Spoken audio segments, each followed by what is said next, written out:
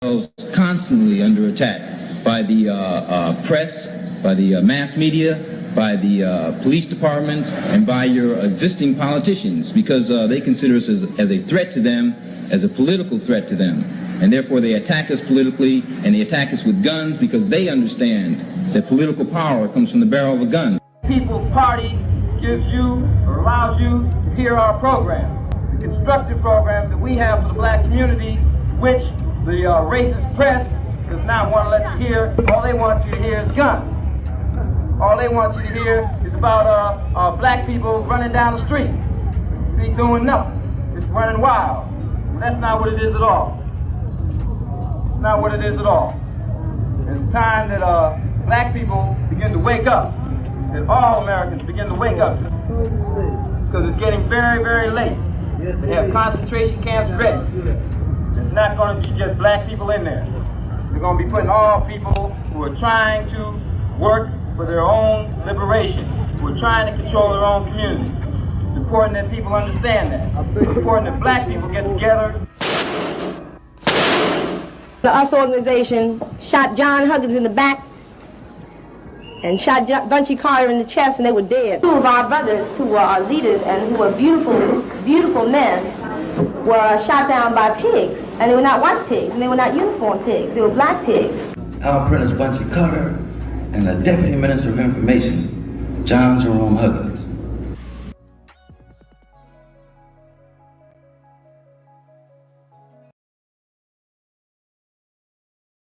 Everybody knows about the Black Panthers, and they know about Huey and Eldridge Cleveland and those guys in Oakland. The world needs to know about Bunchy Carter. It's a whole nother conversation about who Bunchy was. He proclaimed himself Bunchy Carter, the renegade of Slauson. There's no really books about him. You don't see him on T-shirts. And here he was, some so-called nigger out to Slauson. You know, he's like the unsung true hero of Los Angeles, California, the whole community. Bunchy went to Oakland and met up with Huey and Bobby and David Hilliard, and they met Bunchy. They said, oh man, we got to have an LA chapter. Initially, when Bunchy started it, most of the people involved, a lot of the people involved were Slauson. Bunchy, he had personality, charisma. And I'm glad I had the pleasure to meet the people who knew him.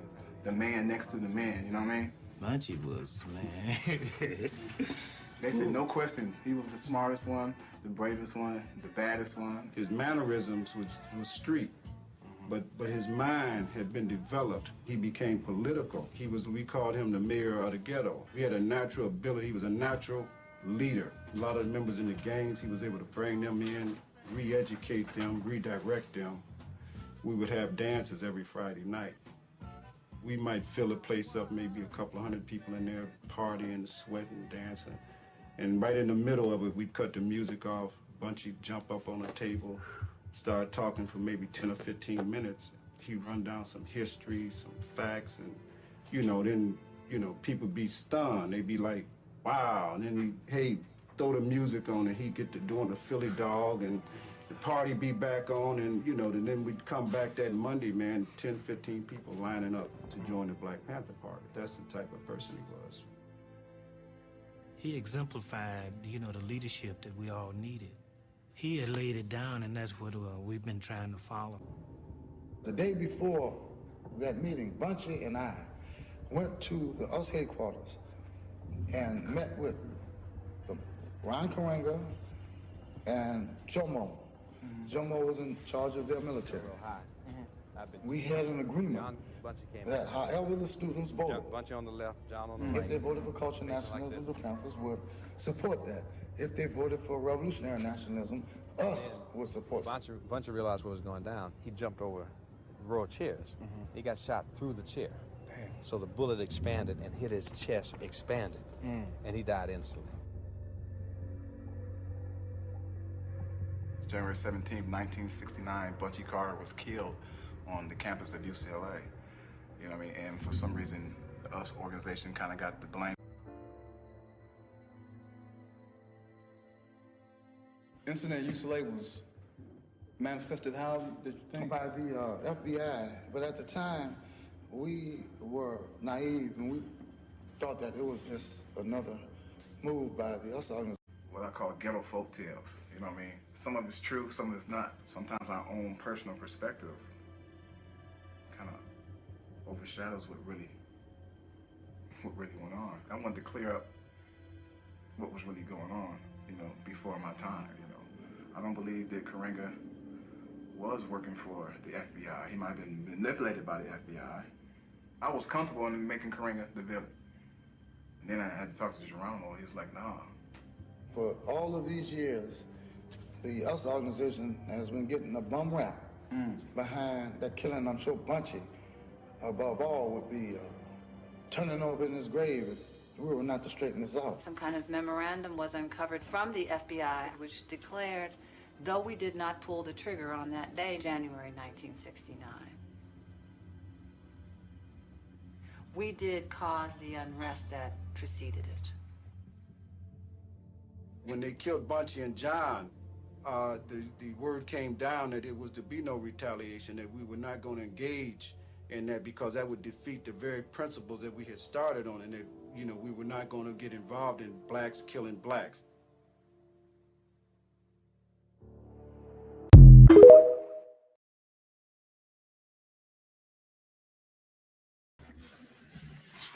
Greetings, greetings, greetings, greetings. Hey, how y'all doing? It is Rootwork on a Thursday, maybe not the time I usually come, but it's Rootwork on a Thursday on Black Liberation Media. My name is Thandisizwe Chimurenga. How y'all doing? Hey, Brother James, how are you doing today?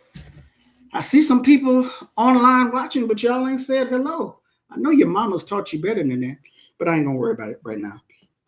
Again, this is Rootwork on Black Liberation Media. Please like, share, and subscribe. Like, share, and subscribe. Like, share, and subscribe. Like, share this video link and all the other video links of Rootwork and the other wonderful shows here on Black Liberation Media. We out here trying to do the work, y'all. We're trying to help raise consciousness. We're trying to be a media arm of Black movement organizations. We're not just up here running our mouths because we got a platform. We're trying to actually do something, put in some work. So please, armchair Marxican. All right, I'm gonna go with it. I'm gonna run with it. How you doing, y'all? How you doing, James? Hey, Manny. Now, how's everybody doing today? So again, like, share, and subscribe. My name is Thandisizwe Chimurenga. Tomorrow, January 17th, is the 56th anniversary of the murders of John Huggins and Bunchy Carter on the campus of UCLA out here in Los Angeles. And I wanted to mark the occasion. It's a lot of historical dates that I am not always able to mark. But I feel like they're significant and they need to be acknowledged. And if I can't do it, somebody need to do it. I can't always do it, but I said, God dog it, I'm gonna try and do it today.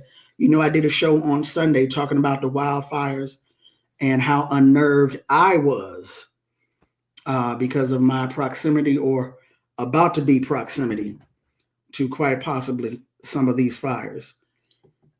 But I said, I have to do something, not only because the date needs to be marked, but because we don't always hear from Black Panthers in Los Angeles about their experiences, their analysis of what they were dealing with, of the times, and of their role in history.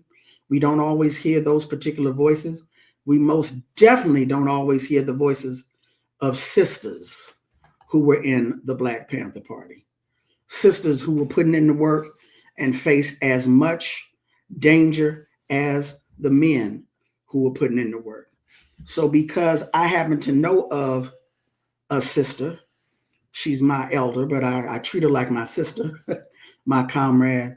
I said, why don't you come on and talk to us, not from a detached historical observation, but let folks know what it was like for you day to day here in South Los Angeles, being a Panther, doing the work, facing the same dangers, and at the same time, knowing John, knowing Bunchy, knowing Erica Huggins, knowing these other people. Share your story here on Black Liberation Media.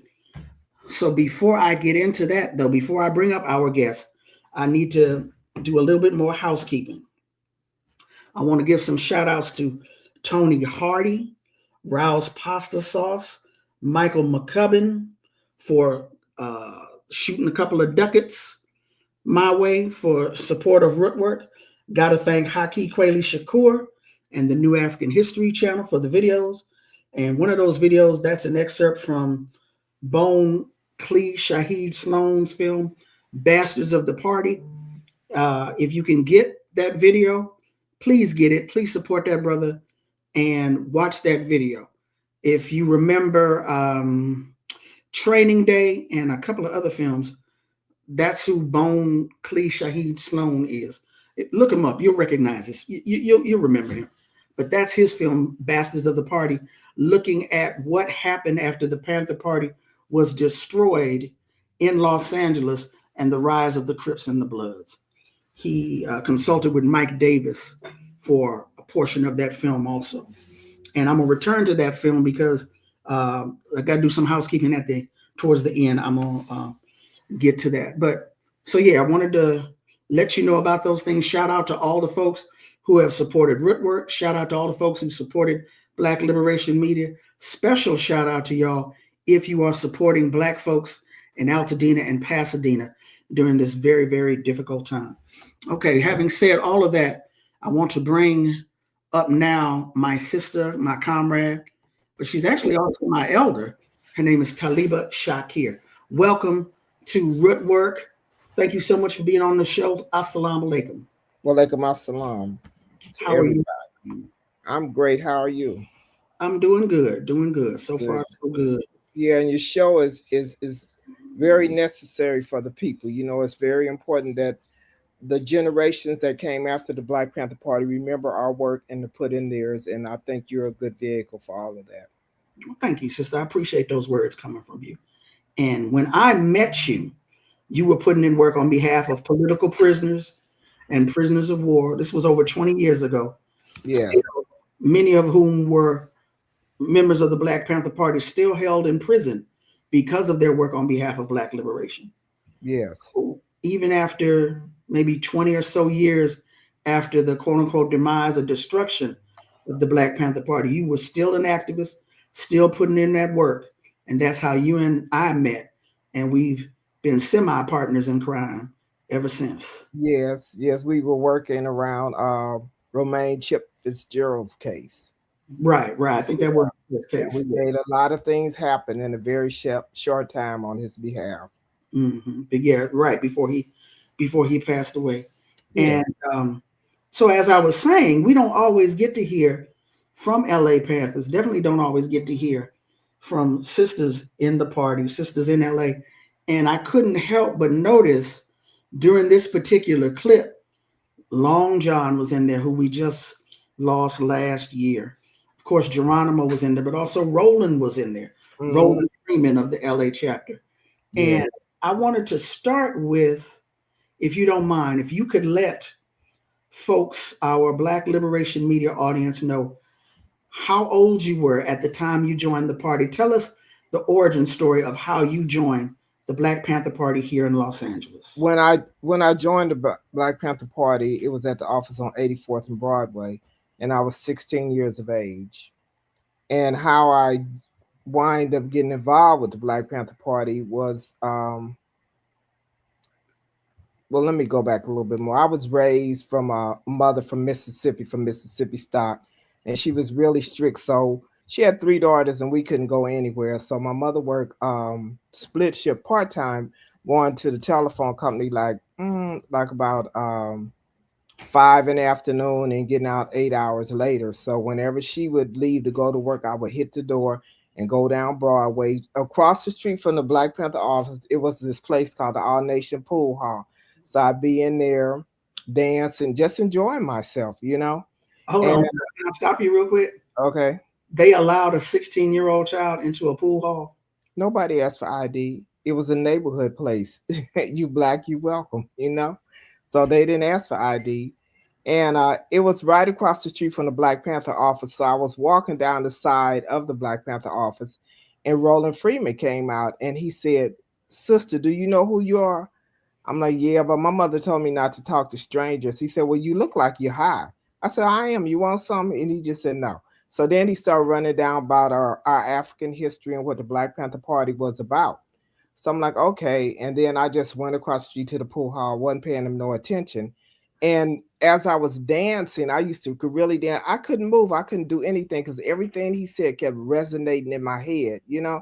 So I was like, I told my friends, I said, "I'll be back. I'm going across the street." So I went across the street to the Panther office and they were having a political education class. And the brother asked me, could I read? And I'm like, I'm going to try. But I knew how to read because my mother made sure we all could read on third and fourth grade level before we even started the school. So I went across the street and I was reading the article. I forgot which one it was about the Black Panther Party through the newspaper. And then I broke it all the way down. I left everybody in shock. And I was like, "Bye, see y'all, I'm gone." Went back to the pool hall, danced the night away then. Well, I had to get back before my mother did. But yeah, that was my introduction into the Black Panther Party. So now you went to the pool hall. They didn't ask for ID. They didn't put you out either. No. You went over to the Panther office. What happened after that night? How is it that you came back in touch with the Panther? Well, when I got home, I kept thinking about what they were saying because I knew my history. My mother and my grandmother made sure of that we studied Black history. They talked to us about what happened in Mississippi. And at that time, the Nation of Islam used to come around with these study at home books. So we were always surrounded by Black knowledge. So I knew better. So I mean, I could still hear what he was saying, and I was thinking about the articles in the paper. And I was attending Fremont High School, which was on 76 in San Pedro, and I lived on 88th Place in Wall. So instead of coming directly home down San Pedro, I would just detour and go all the way past the Black Panther office every day and ask them, "Well, I got an hour. Can I help y'all? Can I help y'all?" And I was in there, and I learned so much within them hours till when my mother would leave. From then on, I would go to the Black Panther office and not to the pool hall. Okay. So you're coming around the Black Panther Party office, and you eventually, you said you asked them if you could help. How is it that you became a member or what responsibilities were you given? Well, first it was more like a secretary role, answering the phone, helping do the little newsletter, little menial tasks, whatever. And then they realized she kind of smart. We need to give her something else to do. So then I decided, at that time you had to go on probation before you could join the Black Panther Party. It was like maybe, I don't know, about 2 or 3 weeks, you had to prove that you were willing to die for the people. You had to prove that you knew the 10-point program. You had to, learn how to shoot. You had to learn how to do that. And I did it. So that's okay. Prove that you're ready to die for the people. You 16 years old. You ain't even lived yet. But you know what? When your parents instill that knowledge of history, what happened on the plantation to your great grandmother, when our people were basically sex trafficked all throughout the plantations and what have you, and things were still going on that was not helping Black people at all. It's just like you're tired, and somebody has to sacrifice, somebody has to be a martyr for the people. And when what the Black Panthers told us, it made sense. And most of us, we were ready to die. We actually were. Okay, I'm sorry I cut you off. I had to ask that question though. No problem. But keep going. So after that, I just joined the party full time. I was still going to Fremont High School, and I started going to the Black Panther Party every other day, missing school. Then I would go to school like 1 day, 2 days, 3 days, and pretty soon I just was going to school like once a week and full time at the Black Panther office. From the time they opened the doors to 10, 11, 12 o'clock at night, I was there. Dang, that's a lot. Okay, so that's a lot of time, especially for a teenager. So what are you doing? If you're not doing secretarial work, what are you doing at the Panther office? Out in the community, basically patrolling the community, seeing what the people want, what was happening in the community, how they were being treated by merchants and what have you. Going around seeing if we could get donations for things that was necessary for the office and for the people in our community. So just getting out, getting to know your community, and for them to get to know us. Mm-hmm. Now, you said you were 16. What year was this that you joined? Let me tell you, I was 16. About 60. Let me see. Dang, Tandy. Let me see. Shoot. I was 16, girl. I'm kind of old. I forgot. I think I joined at 68. Yeah, it was 68 because I was 16 and I was turning 17 that December. Yeah. Okay. So yeah, when you first joined, again, that was Roland who provided that initial spark. Yes. Tell me about, or what do you remember about meeting Erica and John and Bunchy? I remember meeting Erica Huggins. I think she had just came to California from somewhere, and I remember her. And we got a call and told us that she was on her way down there, but sent her to the office on 41st and Central. So myself and a sister named Stephanie, we took her to the office on 41st and Central. Well, no, I meant before the shootout. Did you meet them before the shootout? Yeah, that's when I first met her. It was before the shootout. Yeah. Bring her to the okay, my bad. Yeah. And she was easy to talk to. I mean, really, really nice and easy to talk to. Mm-hmm. Yeah. And I guess when did you meet John?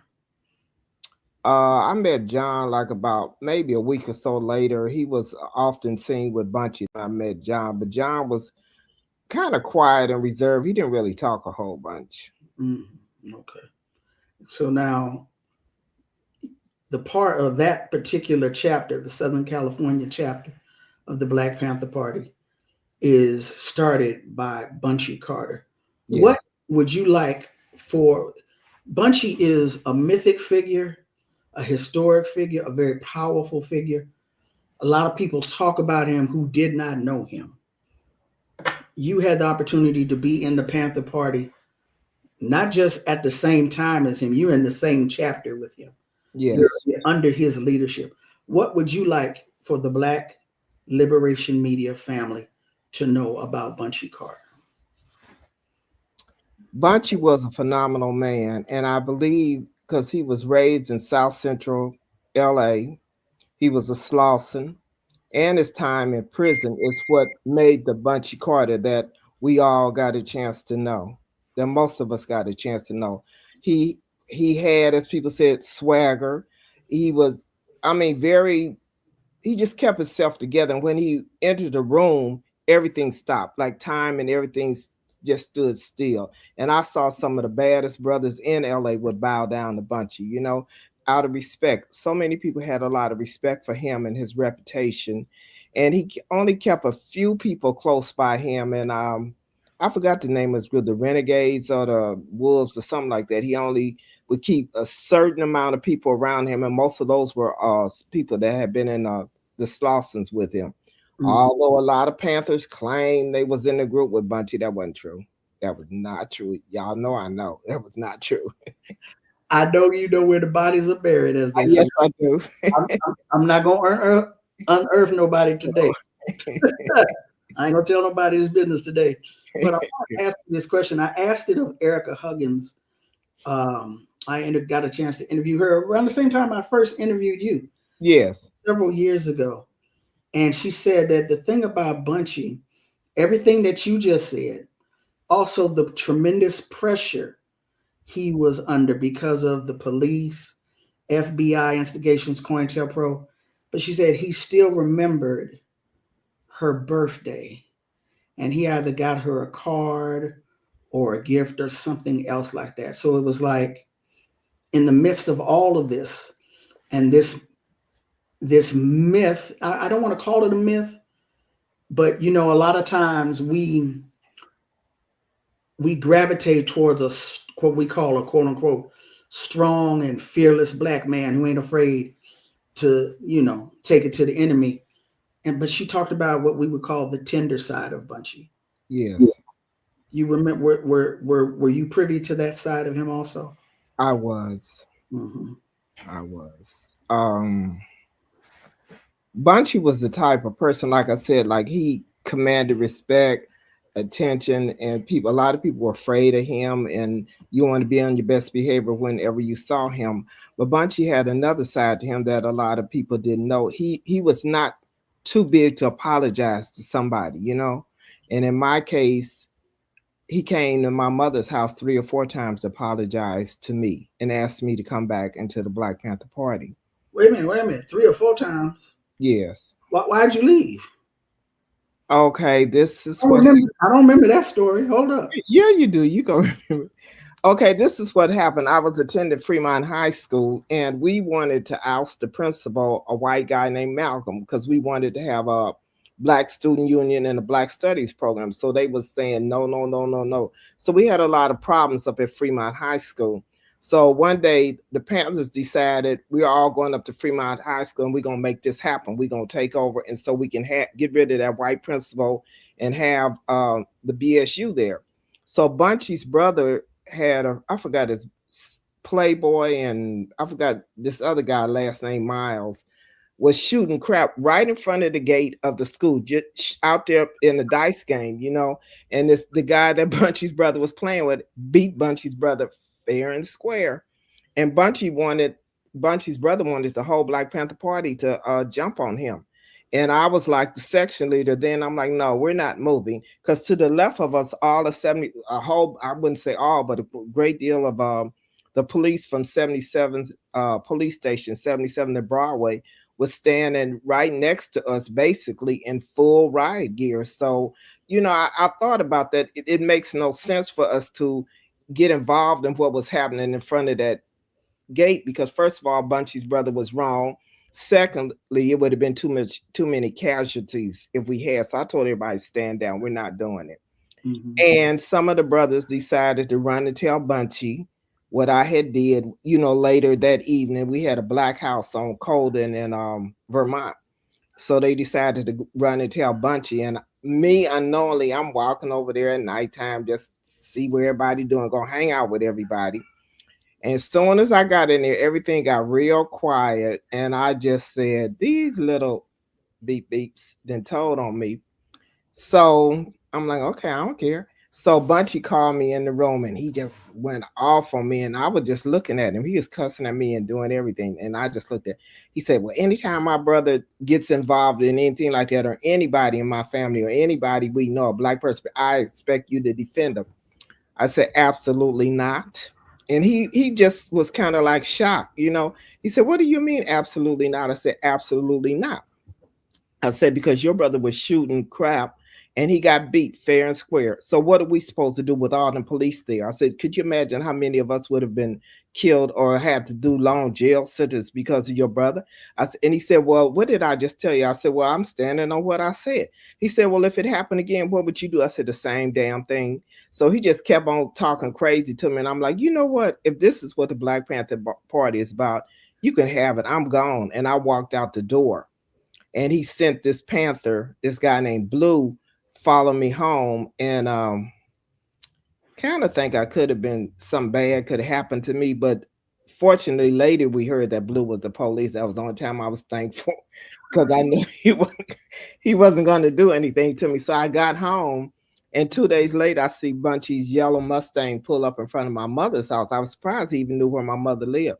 So I told my mother, I said, whatever happens, don't come outside. Don't come outside. She said, wow, who is that? I said, it ain't important. Just don't come outside. So I went outside and I stood in the yard and he was like, I need you to come back to the party. I need you at the office. I'm like, no, I'm not coming back. I said, because what your brother did was wrong and you talk real bad to me just because of them guys that ran and told you all of that stuff. So he said, I need you to come back. I said, I ain't coming back. I'm just not coming. He said, well, I heard about you and you put in a lot of work. I need you to come back. I said, I'm not coming back. So I went in the house. 3 days later, here come this yellow Mustang again, asking me the same question. And then I just thought for a minute. I said, he ain't that bad. He's really nice. You know, he really wants me to come back to the party, you know. But I'm stubborn. I'm like, nah, I don't think so. So the third time he come back, he said, I'm not asking you no more. He said, I'm not coming back here no more. He said, either you come now or you just don't come. I said, okay, I'll be down there later. You know, so that's how I got back into the Black Panther Party. And when he go places, he would ask me to come with him. As a matter of fact, when he the day he got assassinated at UCLA, he was supposed to pick me up from the office on 84th and Broadway so I could go with him. But I got into an altercation with one of the brothers there who was jealous because Bunchy wanted me to go with him. And I had to leave and go somewhere else. And he didn't tell the guy where I was at. He didn't tell Bunchy where, exactly where I would be so he could pick me up. So that's interesting that you bring that up about the guy being jealous. I can imagine everybody wants some of Bunchy's time, want to be standing next to the man, et cetera, et cetera. But again, going back to the founding, you're 16 years old in the Black Panther Party. Erica was married, but she's like 20, 21 or what have you. Yes. What's your experience as a young woman? Did you ever fear from your male Panther comrades?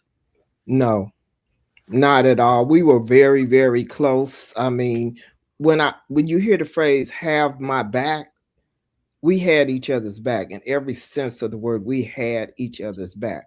We were closer than family, We looked out for each other. We shared. We checked on each other. It was a beautiful relationship between comrades because when you really understand what a comrade is, that's somebody ride or die forever, and that's how the comrades would. There was nothing in the world I wouldn't do for them and they wouldn't do for me. That I was sure of, even though they ran toll on me. I was sure that no matter told. Huh? Oh, you mean when they ran and told them? I'm like, ran told. Ran and told Bunchy on me, Mississippi and you coming out. I'm like, yeah. Y'all might pick that up.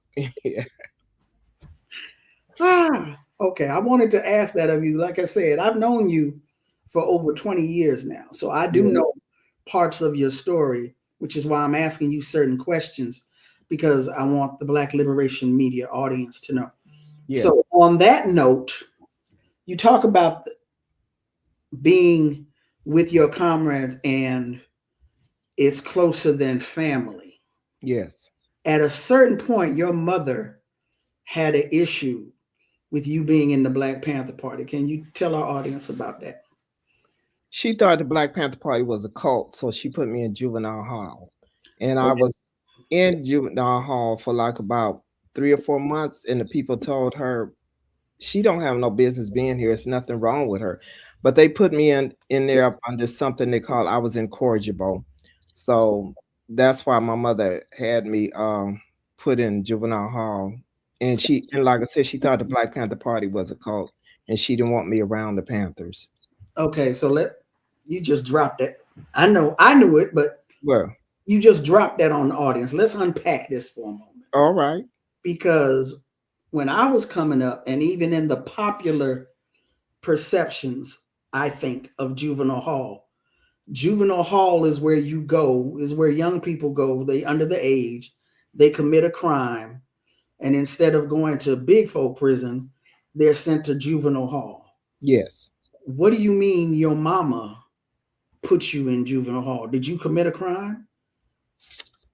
I guess not. You didn't follow justice rules and laws. Yeah, you were committing crimes. So it's like what you're saying is she had the option. Parents had the option to send their children to juvenile hall. Yeah. You're uncontrollable. You are incorrigible. Yeah, they had the option. They could have you placed in juvenile hall. And so because you remember the Panther Party, your mom put you in juvenile hall. Yes. So what was that experience like? It wasn't bad at all. It was kind of like, to me, it wasn't bad at all because I was in there. Don't you say camp. Don't say camp. No, I was going to say a long sleepover, but I was recruiting for the Black Panther Party. I mean, shoot, I found 3 or 4 people that joined the party when we got out of juvenile hall. I didn't feel like I was in jail. I wasn't afraid of nobody. I mean, people looked up to me, and the people that I wouldn't call them guards that was monitoring us, they didn't mess with me at all. So it wasn't an issue. I mean, I was kind of glad to be away from home. I really and truly was. Although my mother was Mississippi stock, I'd have to say my grandmother, my auntie was the real revolutionaries in our family. My mother was kind of like, whatever adult says, you're guilty of it, you know, so she was kind of different. Okay. So you recruiting other sisters in juvenile hall? Yes. Into the Black Panther Party. Tell us about that. Well, I would talk with them. I held political education classes in juvenile hall. I talked about Black history. I talked about the struggle, racism. I talked about plantation, and I asked them what did they know about their self or their roots, you know, so they were fascinated. You know, in the 60s, I would say was the coming of age for a lot of Black people. So whenever they could hear about Black history or talk to somebody that knew it, they were all for it. Mm-hmm. Mm-hmm. Okay. Now, you're out of juvenile hall. Yes. You've been let out. And you go right back to working with the Black Panther Party. So I always get the dates mixed up. I think, okay, so Fred is murdered in December of 69. Yeah, December. I think it was 4th or something like that. And a few days after that is the attack at 41st and Central. Yes. Is also in 69. But the year begins with the murders of John and Bunchy. Yes. So they're part of a program at UCLA called the High Potential Program. Yes. Get folks into UCLA. And were you a part of that program also? I applied to go there because I was going to Fremont High School. Like I said, they had what they call A and B. The semester was split. And I think I had about a half a year to finish. And I applied for the program. And amazingly, they accepted me. And I just felt like something was wrong then because I hadn't even finished high school. And you accepted me in the UCLA. So I was like, no, I'm not going because something don't smell right about this program, you know? So this is the time when us folks are at UCLA. Yes. Chimurenga had gone to undergraduate there and got a graduate degree. He's still maintaining his relationships on the campus. The Panthers are on the campus. And people talk about this tension with the director of a Black Studies program. And the Panthers supporting the students, Chimurenga coming on who he wants to be the head of the program, regardless of the students' intentions.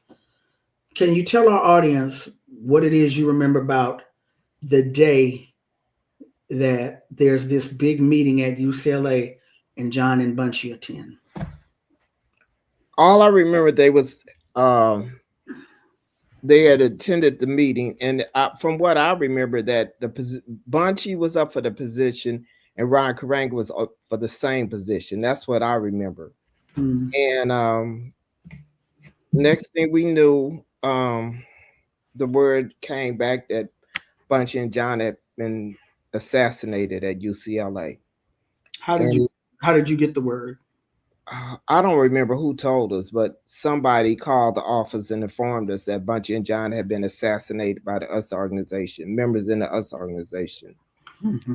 And it was hard. It hit hard for everybody. We was basically in shock.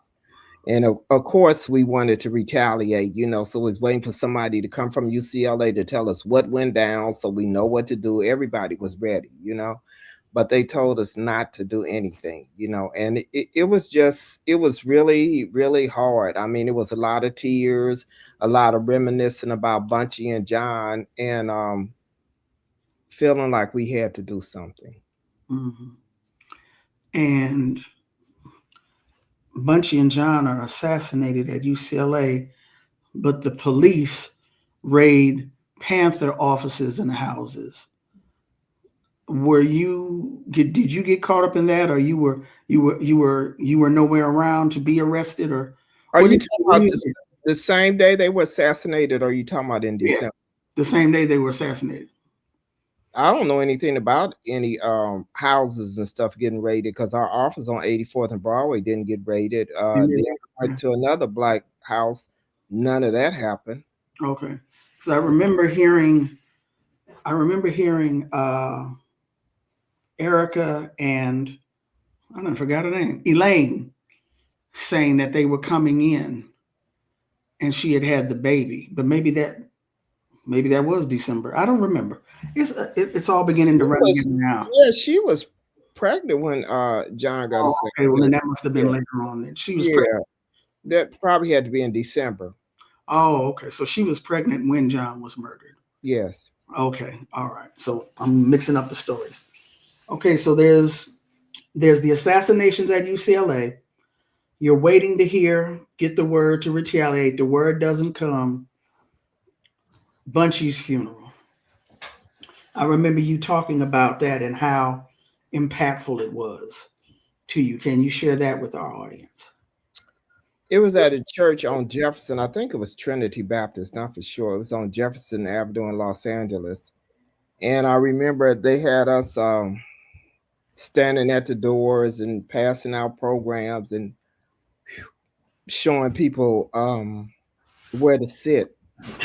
And I remember Bunchy's brother coming through the door looking exactly like Bunchy, and they came in through my side, and I couldn't say nothing. I just gave them the program and they sat. And the whole funeral was so emotional that I think most of us was still in shock. We was in shock. And the thing I remember most when we left the church on our way to where Bunchy was being buried at, it started to rain. It started to rain really hard, like the skies were crying for Bunchy, It just rained so hard, and we didn't really have like the escort you get from the mortuary and whatever. And I remember brothers getting out in the middle of the street at the intersection and waving our cars on so we could go on, and not break the procession up. And one corner we got to, and the people act like they was going to come through. That was the wrong thing for them to do. Them brothers pulled out them pieces, put them up in the air, and it just looked like the rain kept coming and the whole city just froze, and we didn't have no more problems going on to the cemetery to bury Bunchy. Mm-hmm. And when we were at the cemetery, they said some very kind words about Bunchy. And I had my red book with me, and I put it in the casket with Bunchy, and everybody else started putting stuff into the casket with Bunchy. I mean, into, the hole in the ground they were putting him in. So it was just sad. I mean, it was really emotional, and it was like, you really didn't know what to say, because it hurted. It really hurted, and you just didn't know what to say. Mm-hmm, mm-hmm. And you were there, and I know how much, from talking with you, I know how much it affected you. I was nowhere on the scene, but I can just tell, looking at the Black Power movement in Los Angeles, the Black activist movement, South LA, we have yet to recover from the murders of Bunchy and John here in South LA. It's a wound that just, it's always there. It's always there. And sometimes it scabs over, sometimes the scab opens, sometimes it leaks. It's just really never going to heal. It's never going to heal. It's always open, because that shouldn't have happened. Mm-hmm. That shouldn't have happened, because, it's like the US organization, they had their thing, cultural nationalists. We were more like revolutionary people. And it shouldn't have never happened, because we can all attain freedom. We might take different avenues or whatever there to get there. But if your goal is the same, your method does not have to be the same. It just did not have to happen. But the Black Panther Party was always trying to talk with Chimurenga and them and tell them that we knew it was a lot of FBI and probably CIA influence sending messages to Chimurenga as if it was from us, and back and forth, just keeping the turmoil going between the two groups. And the Panthers did try to go to Chimurenga's office, his little place, because we were on 84th and Broadway, he was on 82nd and Broadway, and tell him, that this is not us. We got outside forces coming against us, and we don't need to pay attention to that. But it was like it was going on deaf ears, Hmm. So like I said, it just, if it had been some kind of way we could have met and listened to each other and really figured this thing out, I think Bunchy and John would have still been alive today. Mm-hmm. Mm-hmm. So this is January of 1969. The US organization begins in August of 65, or September of 65, right after the Watts Rebellion. Mm-hmm. Black Panther Party begins October of 66. 67 is when the, I believe it's 67 when the Southern California chapter begins, if not early 68. But, you know, Gregory Everett, who did the film 41st and Central, that for whatever reason we can't really seem to find. If you're able to find a copy of 41st and Central, the story of the Southern California chapter fighting back against SWAT after their headquarters at 41st Street and Central Avenue is attacked by the LAPD, find that video. There are clips online, but not the whole video. But at any rate, he had been working on the film for years, and the film had taken on different iterations. And I remember one year he had put out this, not a clip, but it was like a flyer kind of advertising the film. And it was a picture of Bunchy sitting right next to Chimurenga. And I remember feeling so shocked, like, you mean they sitting next to each other and not fighting? And so subsequently, the more research I got into, I found out that the Panthers and us had been friendly towards one another. Yes. Prior to 69, that they had even worked on some projects together. As a matter of fact, that photo of Bunchy and Chimurenga sitting next to each other may have even been at a rally to free Huey. What are your memories of the US organization prior to 1969, if you have any? On Malcolm X's birthday, most of us who had a sense of who we are and read about Black historical books, we would ditch school and go to this place called the Black Congress on 73rd and Broadway. The US organization had office in there, and so did the Black Panther Party. So you would see them talking together. There was no animosity at that particular time. So yeah, you would see them in the same place talking. Mm-hmm. Okay. I just find it so interesting because, like I said, when I was so shocked this is as an adult. This is maybe 10 years ago. I see this, and I'm like, whoa, y'all was cool, because of the way history gets told to us. Yeah. And if you, just like in Bastards of the Party, where Bone is talking to Geronimo, I think you and I were at, is it Holman United Methodist Church? Yeah, we were there. We were there the night that Geronimo was speaking. Yes. It was a book signing sponsored by Esselwan Books. Yes. And he was there. I don't know if Stewart was there. Stuart Hanlon, his attorney. They were talking about that book, Last Man Standing. It was Stewart's book, but it was about Geronimo. And you and I were both there that night. This is in the early 2000s. And someone in the audience asked Geronimo, I hadn't planned on getting messy. I really didn't want to get messy. But, you know, we having conversations. We believe in providing information, background, context if we can. But somebody asked Geronimo about Chimurenga, because people always want to ask the Panthers about the US organization. Mm-hmm. US organization, other than Chimurenga, you don't see current or former members out in the world speaking. So nobody really wants to talk to Chimurenga, but they always ask Panthers about us. And somebody in the organization asked Geronimo about Chimurenga. And I will never forget, he said, Chimurenga is not the agent, Elaine Brown is. And that was another thing that blew my wig back. I was like, oh my goodness. Wayne Farr, who you know, doesn't believe that Elaine was an agent. So many people think so many people was an agent. It was so much going on. Yeah, they did use that term loosely, and we got folks that's no longer here, because if you're gonna call somebody an agent, you need to do your research. You need to have proof. You need to have evidence, and you need to have witnesses. Seldom was any of that provided. Need to have witnesses. Yeah. And I think that's what you were saying earlier when we were talking. You were talking about no investigation, no right to speak, right? That's right. So people get labeled recklessly with that label. And like you said, folks are no longer here. Yeah. All right. So Bunchy is buried. John is taken back to the East Coast. Yeah. To be buried. What's happening in the day-to-day now? Again, this is we're talking about January, February, March, rest of 69 on through winter. What's going through y'all's mind? How are y'all coping? What are you doing? Staying vigilant. You know, and although, like I said, we used to try to talk with the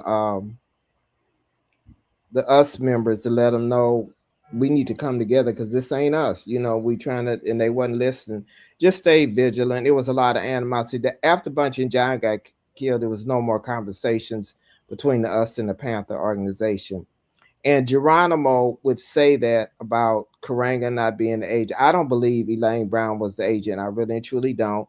But he would say that he was not an agent because the leader of the US organization and the Panthers did not get along. However, it was a lot of Panther brothers who had US organization sisters as their women. The members got along with each other, you know, like the Panther sisters and the US organization. We spoke, we got along, so it was no issue with the women, and those US organization women, they love Panther men. Yeah.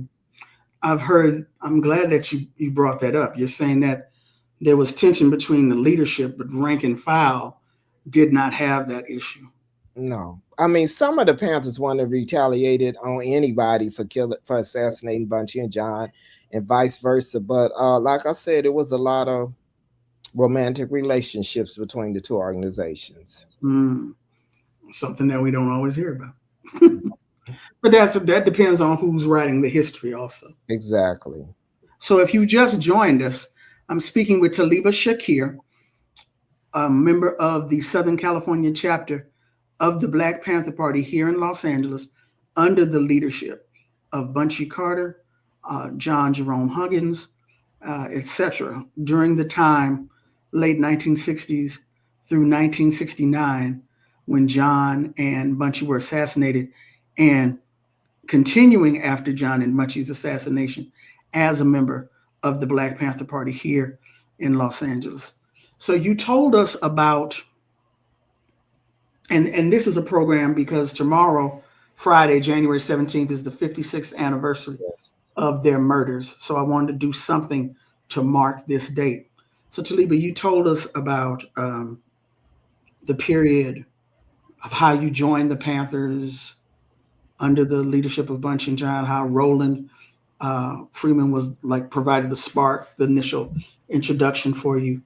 You told us about attending the funeral. You put your red book, your copy of the red book, which every Panther had, you put it in Bunchy's casket with him, or put it in the grave as like a token. You continue on with that work.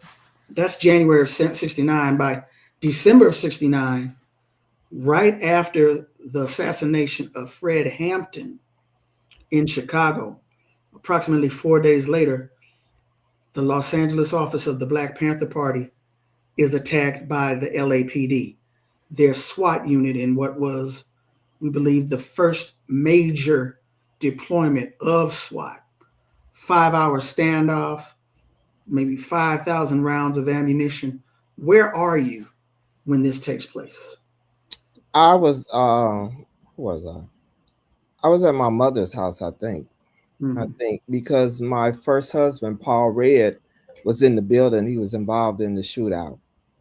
So I was somewhere watching TV. It was all on the news, and I could see all of that. And I remembered we had Paul's father and brother lived maybe about 4 blocks from the 41st and Central office. And we had either dropped Paul off or went by there, and he was not ready to come home or whatever, you know. And I went somewhere and was woke up, people calling me and telling me, turn on the news, turn on the news.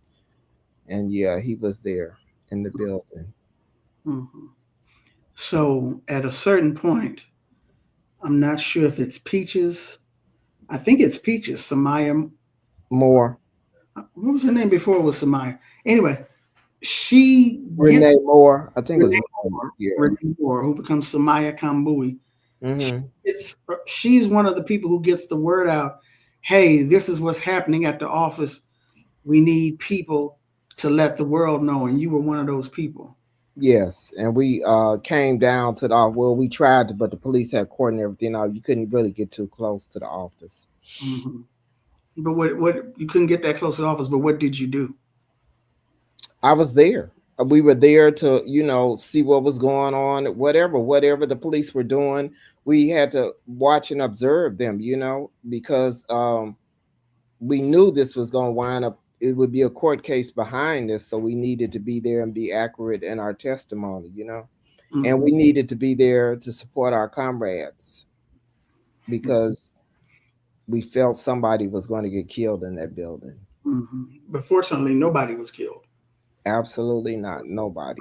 None of the Panthers were killed that day, and they eventually beat the case. Yes, they did. Well, yeah, they did beat the case, but my husband, Paul Red, got 6 years in Soledad. Will Stafford, I think he did a few months. And if I'm not mistaken, I think Wayne Farr did a few months, but Paul Red, they gave him 6 years in Soledad. Okay. That reminds me. Now, Wayne talked about the fact that during the trial, Geronimo's partner / woman, Sandra Pratt, they called her Red. At some point, she disappears, and they eventually find out that she has been murdered. What can you tell our audience about Sandra Red Pratt? Well, I knew Sandra when she was with Geronimo and whatever, but, you know, he was part of the rank and file, so their women didn't really hang out with the grassroots folks, the trench soldiers. But I knew Sandra. We became close during the trial, and I used to go with her to her house after the trial. She stayed out in Hollywood, but she disappeared, and I kept calling her and calling her. We didn't know where she was at or what happened to her, and they found her. She was pregnant, also about 8 months pregnant. They found her. I think she was shot in her head, both her breasts, and they said the baby was cut out and tied around her neck in a sleeping bag somewhere out in Watts or Linwood or something. Okay, I hadn't heard that part of this. That's rather good. Yeah. That's what I get for asking somebody who was there. I hadn't heard all of that, but yeah, Sandra Red Pratt is one of those sisters who's, I don't want to use the word that keeps coming up is mythic. Like we hear about these individuals who are no longer with us, but we hear these wonderful stories about them when they were alive and the things that they did. So that's why I wanted to ask you about Sandra Pratt. There's a photograph out there somewhere of Sandra and Peaches and one other sister being led in chains. And I'm not sure if it's the day of the attack. I don't think it's the day of the attack. I don't think she was there. But it was. No, she was at the house on 55th and Broadway. Her and Geronimo was supposed to have been at the house, the Black House on 55th and Broadway, when they got arrested. Okay. But again, a lot of folks, y'all know I'm text spicy. Hit the wrong button. So many folks that people only get to read about. Yes. And people like you actually knew them. And folks like a Long John or Roland, who they was just out here walking around. I would run into Roland in Leimert Park. Run into Long John at the Panther breakfast up at Simply Wholesome. I don't know where I was one day, but I turned around and Long John was standing there and just handed me this piece of paper. It was a postcard. It was red, black, and green. And it had a picture of Bunchy on it. And I was just like, wow. He just handed it to me and walked off. I'm like, oh, wait, where you going? Yeah. I mean, it's like these are for other people, they're historical people, but when you live in the city, they just walking around. They're accessible. Point being, Black Liberation Media audience, check your cities for these elders. They are still here. You need to know and get their stories in addition to honoring them. Yeah. So I try not to run my mouth too long. It's 5:03. We've been here about an hour. If people want to get in touch with you, Talibah, if they want to support you, because again, you've been an active, you continue to be an activist all of this time. You've worked with children, you've done community grassroots work. I've been there with you. I know firsthand the work that you've done. If people want to know what you're doing, if people want to support you, if they want to say thank you for your service, and if they want to thank you for whatever new projects you're about to embark upon, how can they do that? They can contact me through my email, which is talibahshakir@gmail.com. And that's TALIBAHSHAKIR @gmail.com. Okay. You available for speaking engagements? I am. You available for workshops and teach-ins? I am. But I want to say something, if I could. I want to give a shout out to the other sisters that was in the Black Panther Party, because it was a lot of women that were involved in the Black Panther Party that they're not getting credit. Even 41st and Central really didn't show a lot of the sisters that was in the party, and we faced the same type of death, going to prison and everything as the brothers did. And when we were in the Black Panther Party, there was no such thing as a Black Panther man or a Black Panther woman. We all did the same thing.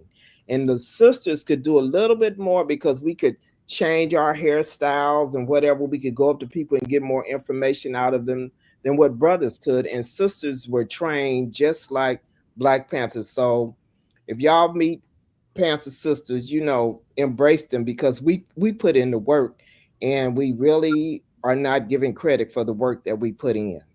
We really and truly not. And it shouldn't be that way, because we put in work. We were ready to die just like the brothers did, and when the brothers go to prison or whatever, it was Panther sisters that was there with them, holding them down the whole while. So the Panther women need to get their recognition as well. I hear that. I know that's right, Ashe. And we've been privy the last few years. Books have been coming out. There's I think the latest book is on Erica Huggins. A book on her has finally come out. Elaine's book was one of the first, and of course, Asada, Safia Bukhari. So a book is out now on Elaine. I've forgotten, of course, the title, because I'd be forgetting stuff. Somebody in the chat probably knows what it is. Hopefully you will have a book coming out at some point, because again, not only are sister stories not always talked about, Los Angeles is not always talked about. No shade to New York or Oakland, but they're not the only cities in the world, They're not. They're true. Well, I am in the process of doing a book. It'll be entitled Unfiltered Trauma. My books is going to talk about the trauma that we face as Black people, the trauma I went through in the Black Panther Party, the trauma of being married to a political prisoner. It's a lot of things sisters do, and people don't even recognize, they don't realize that. And for a lot of Panther women, people saw us as hard. We got no flowers. We didn't do anything. We just like y'all, just like a brother, So a lot of things women wasn't. I mean, it was. I'm not gonna say we were treated bad, but it was just stuff we needed as women. More hugs, whatever. As women, we was treated like dudes, basically. Yeah. Which I think it reminds me again, I won't say I was shocked, but I was just really, really touched when, as I mentioned to you, I was interviewing Erica, and she talked about how tender Bunchy was. Yes. Remember her birthday, despite all that he was dealing with. And as a matter of fact, I won't call it gossip. I'm not going to call it gossip. I'm going to say I'm sharing intelligence. Okay. With sharing this intelligence with the Black Liberation Media audience and with you. I think I may have told you this story once before. I walked into this restaurant one time. It was actually, Jules Catch One. Yes, Crenshaw, yes. She had a vegan restaurant for a minute. I walked in there one day to get something to eat, and Babu was in there. Ayuko Babu, one of the founders of the Pan-African Film Festival. And Babu is one of those people. Huh? And a Panther. And a Panther. Babu is one of those people, you can't just, what's the word I'm looking for? You can't just have a casual conversation. History starts coming out. Yes. And I can't remember what started it, but he said something, somebody somewhere said something about Bunchy. All I know is he began to tell me how Bunchy became, what was it, Sharon, the sister named Sharon. He said, Bunchy used to go with Sharon, right? I was like, no, Bunchy, I didn't know that. And he begins to tell me how Sharon, this was up at Fremont High School, Bunchy went up there. I want to say her name was Bridgeforth, but I can't remember her name. But anyway, Sharon was getting ready to have a fight with somebody and had a knife.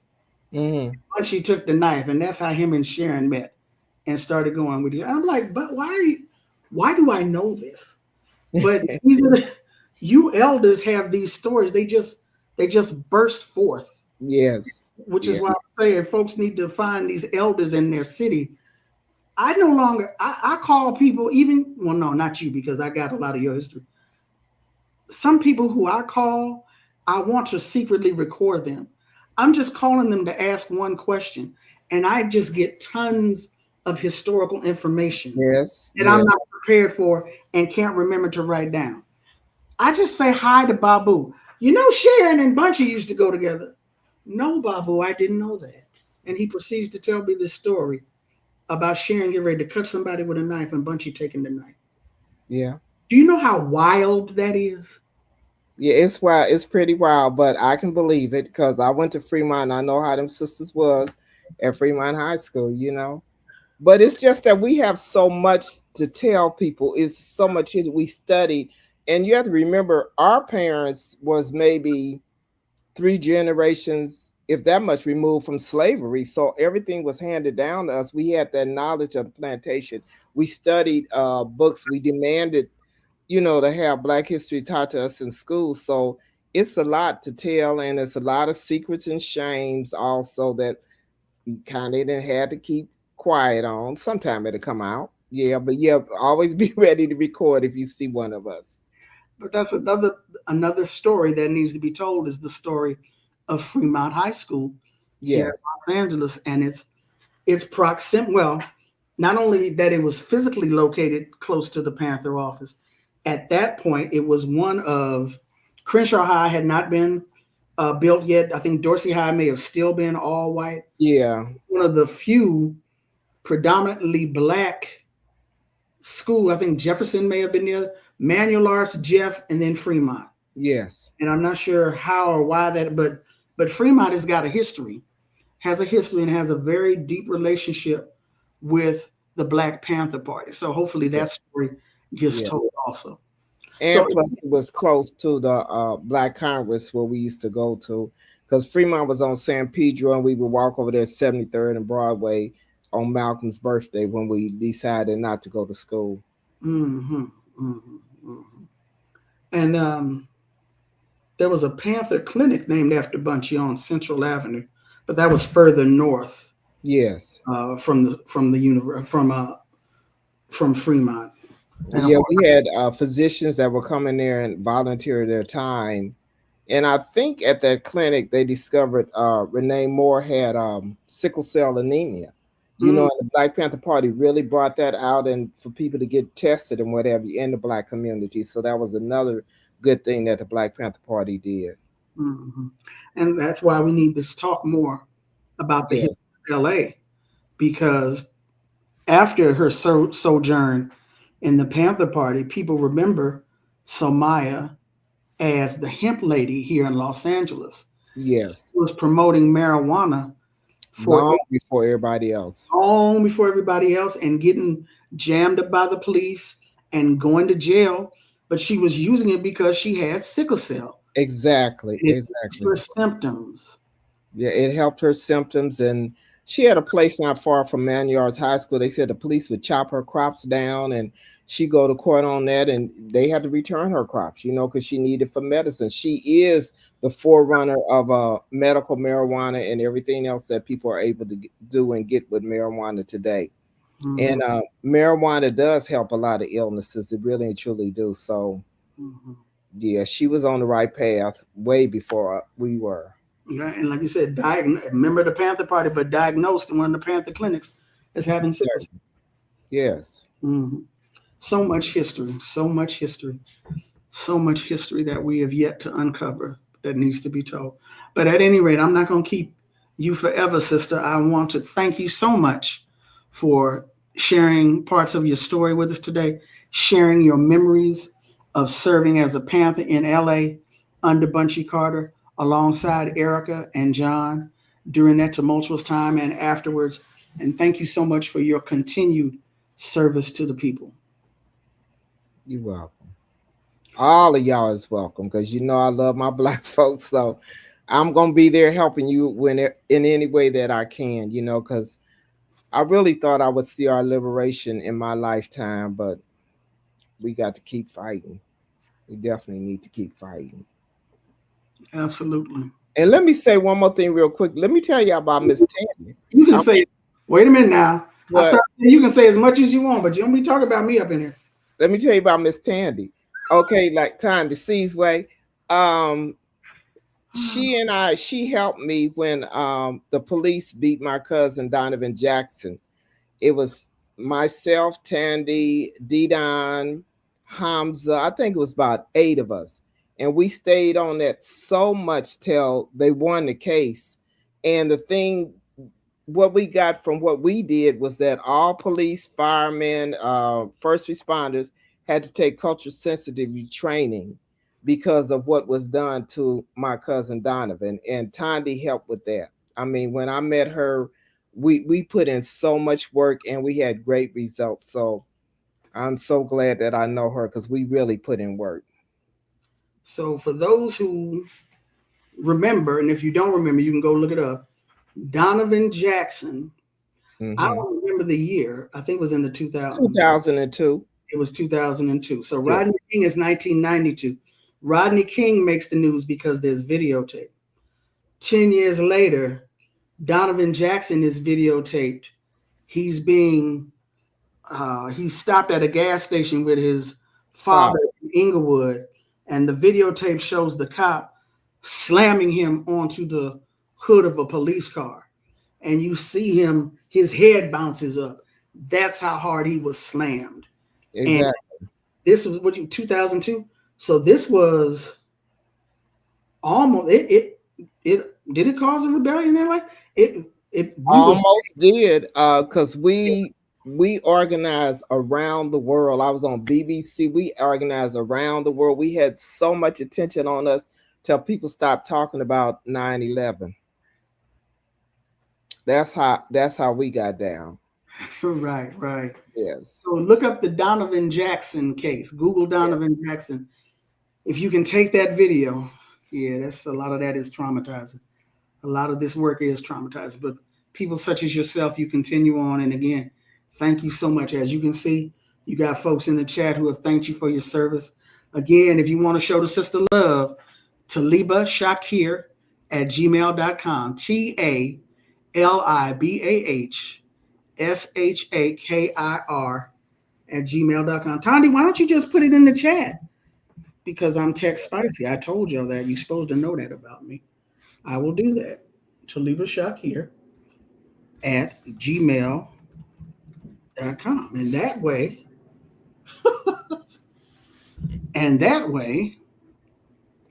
we ain't got to keep saying it. So again. And I'm local. I live in Inglewood. So yeah. Okay.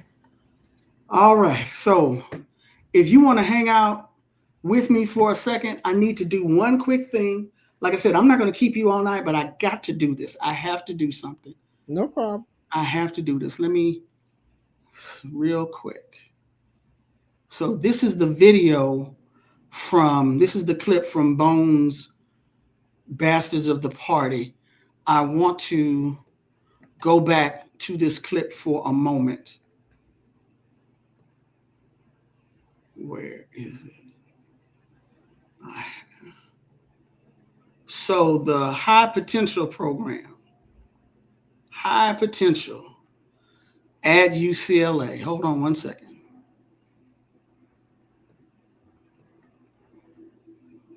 Uh-oh, snap. It helps if I told y'all check spicy.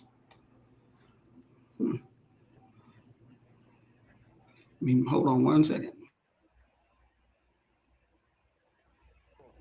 That meeting, Bunchy and I went to the US headquarters and met with Ron Karenga and Jomo. Jomo was in charge of their military. We had an agreement that however the students voted, Bunchy on the left, John on the right. if they voted for cultural nationalism, the Panthers would support that. If they voted for revolutionary nationalism, us would support that. Bunchy realized what was going down. He jumped over row of chairs. He got shot through the chair. Damn. So the bullet expanded and hit his chest, expanded, and he died instantly.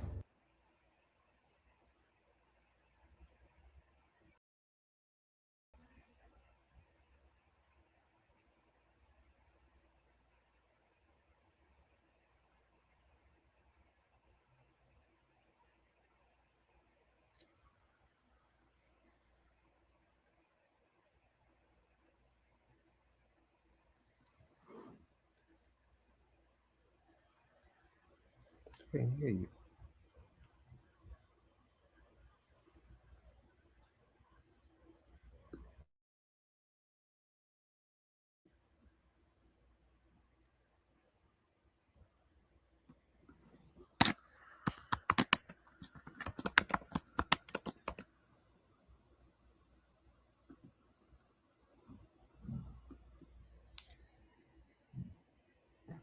Okay, I'm sorry. I was muted. I told y'all I'm tech spicy. I was saying y'all don't know this about Thandisizwe. She can get emotional because she's a Cancer. So in that clip, I was muted. I hope y'all tell me in the chat, was the clip muted? I hope it wasn't. Somebody let me know. Was the clip muted? No. Okay, you were able to hear that. Okay. So John Daniel Johnson, Skip Johnson, he was the chair of the Black Student Union at that time. He was the one who was telling people about the High Potential program, recruiting folks. He recruited John, he recruited Elaine, he recruited Bunchy and other folks, Geronimo, to come up to UCLA to enroll in UCLA. And he was there on that date when Bunchy and John were assassinated. That was him talking about what he saw. I was 16 years old.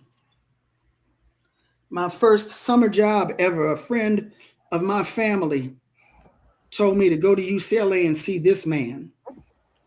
And that man hired me, and he placed me in the Black Student Alliance office, where a sister by the name of Makani Timber, who you saw on Sunday, if you were watching the show on climate justice, because Makani comes out of Pasadena. Makani Timber was my supervisor because she was chair of the Black Student Alliance at that office. Skip Johnson maintained a relationship with UCLA for all these years. And as a 16-year-old child,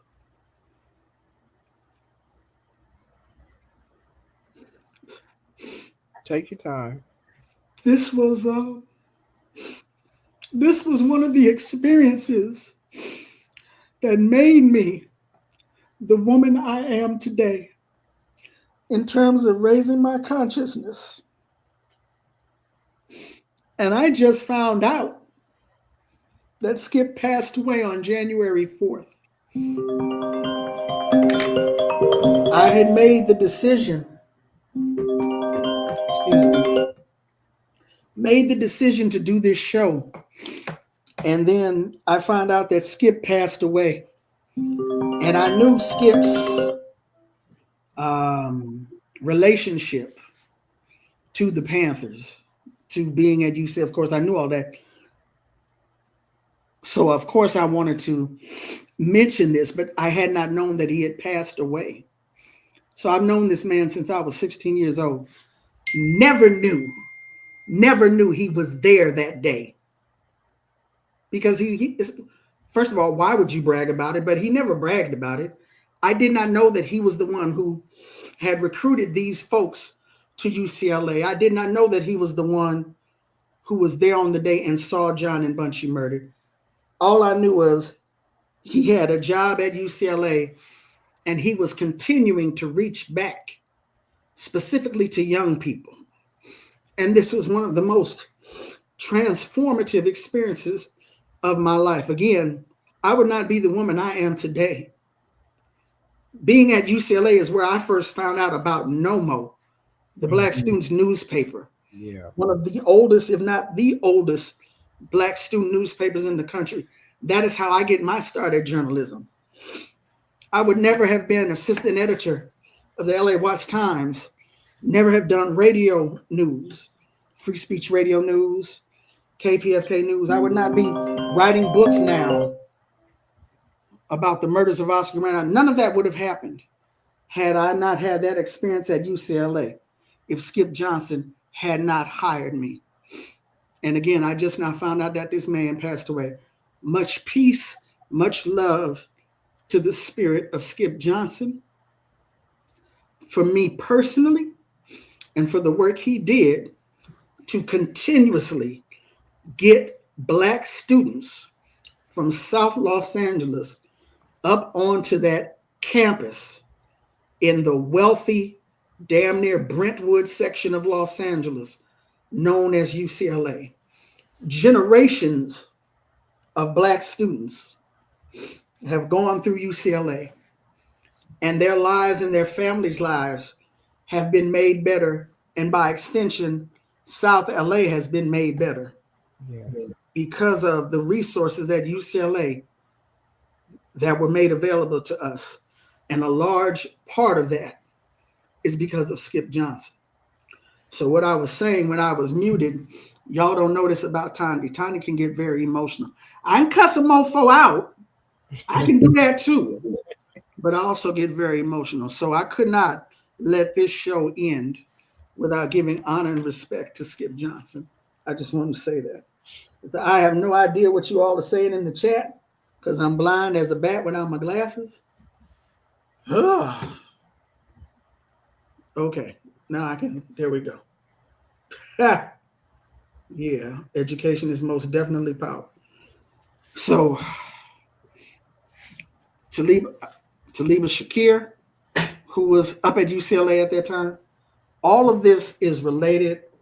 What do they call it? Let the circle be unbroken. It's if you look deep enough, you're going to find circles. You're going to find relationships, and all of us in our own particular way are trying to do what we can for our people.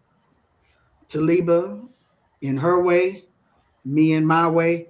The fact that y'all are tuning in and liking and sharing and subscribing to Black Liberation Media is also a part of that work. So I want to thank you so much.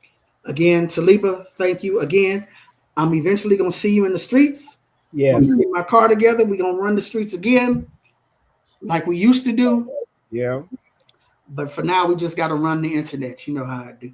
Well, thank you for having me on. Absolutely. Thank you for being on. Thank you for sharing your memories of John and Bunchy and all your other comrades, their stories, and your work here in Los Angeles. Appreciate you. Okay, and I appreciate the work you're doing. All right, y'all. Black Liberation Media folks, appreciate y'all for hanging with me. Appreciate you for liking, sharing, and subscribing. We out.